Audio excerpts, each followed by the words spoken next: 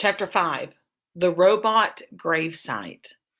Those otters were now hiding behind a rock, their round heads nervously poking up, and they watched as a sparkling monster emerged from the crate.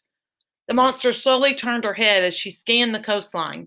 Her head turned and turned all the way around and didn't stop turning until she was looking right at the others. Hello, otters. My name is Roz.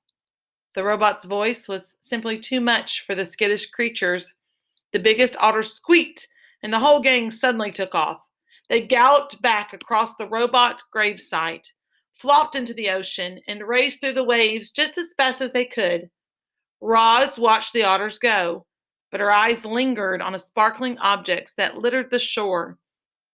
The objects looked strangely familiar. The robot swung her left leg forward, then her right, and just like that, she was taking her very first steps. She stomped away from her crate and over the rocks and through the gravesite until she was standing above a broken robot body.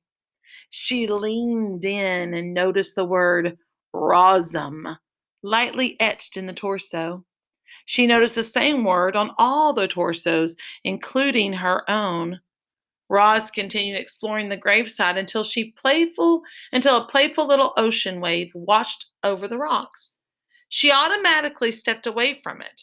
Then a bigger wave sloshed toward her, and she stepped away again. And then a gigantic wave crashed over the rocks and engulfed the entire gravesite. Heavy water pounded against her body and knocked her to the ground, and her damage sensors flared for the first time. A moment later, the wave was gone, and Roz lay there, dripping and dented and surrounded by dead rocks. Roz could feel her survival instincts, the part of her computer brain that made her want to avoid danger and take care of herself so that she could continue functioning properly. Her instincts were urging her to move away from the ocean. She carefully got to her feet and saw that high above the shore, the land was bursting with trees and grasses and flowers.